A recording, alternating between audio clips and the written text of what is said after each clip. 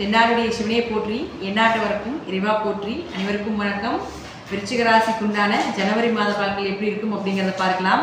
விருச்சிக ராசிக்கு 1 மற்றும் 6ஆம் அதிபதினு சொல்லக்கூடிய செவ்வாய் பகவான் உங்களுடைய ராசியிலே இருக்கார். ராசி அதிபதி ராசியில் இருக்கும் பொழுது பெயர், புகழ், மதிப்பு, மரியாதை இது எல்லாமே கிடைக்கும் அப்படிங்கிறது மாற்றமே இல்லை. அப்போ அவரே உங்களுக்கு 6ஆம் அதிபதியும் ஆக்கி ராசியில் இருக்கிறதுனால ஏதாவது ஒரு நோயோ அல்லது ஏதாவது ஒரு கடன் வாங்க வேண்டிய ஒரு சூழ்நிலைகளும் நிச்சயமாக ஏற்படும்.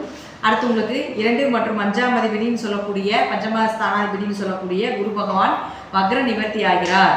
பொதுவாக 2ஆம் அதிபதி வக்ரமாகும் பொழுது காசு பணம் சொத்து சேர்க்கை ஏற்படாமல் இருந்திருக்கும், குடும்பத்தில் பிரச்சனைகள் நடந்திருக்கும், குழந்தைகள் ரீதியாக ஏதாவது ஒரு மனக்கசப்புகள் ஏற்பட்டுகிட்டே இருந்திருக்கும். இப்போ அந்த குரு பகவான் வக்ர நிவர்த்தி ஆனதுக்கப்புறம் பார்த்துட்டிங்கன்னா இந்த டிசம்பர் 31 வக்ர நிவர்த்தி ஆகிறார். இதற்கு மேலே உங்களுக்கு ஒரு நல்ல வாய்ப்புகள், பண வரவு, நல்ல வேலை வாய்ப்புகள் இதெல்லாமே நிச்சயமாக நடக்கும். குழந்தைகள்னால இருந்து வந்த அவமானங்கள், மனக்கசப்புகள் இது எல்லாமே நீங்குவதற்குண்டான வாய்ப்புகள் உண்டு. ஆனால் இருந்தாலும் அவருடைய ஆரோக்கியத்தில் கொஞ்சம் கவனமாக இருக்க வேண்டும் அப்படிங்கிறது முற்றிலும் உண்மை. அடுத்து 7 மற்றும் 12ஆம் அதிபதினு சொல்லக்கூடிய சுக்கிர பகவான் அவரும் ராசியிலே இருக்கிறார்.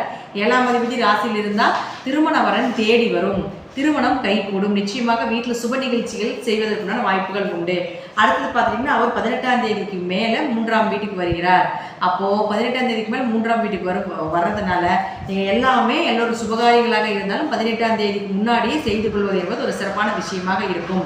பார்ட்னர் போட்டு தொழில் பண்ணிட்டு இருக்கிறேங்க அல்லது பார்ட்னர் போட்டு தொழில் பண்ணணும் அப்படின்னு நினச்சிங்கனாலும் கூட இந்த மாதம் உங்களுக்கு சாதகமாக இருக்கக்கூடிய ஒரு மாதமாகத்தான் இருக்கும்.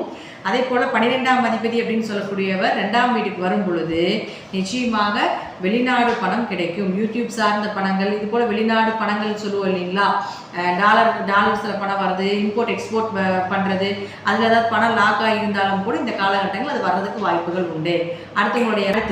உங்களுடைய ராசிக்கு 8 மற்றும் 11ஆம் அதிபதினு சொல்லக்கூடிய புதன் பகவான் பார்த்துட்டிங்கன்னா 2ஆம் வீட்டில் தான் இருக்கார். எல்லா கிரகங்களுமே 1, 2, 3 தொடர்பு ஏற்படுது.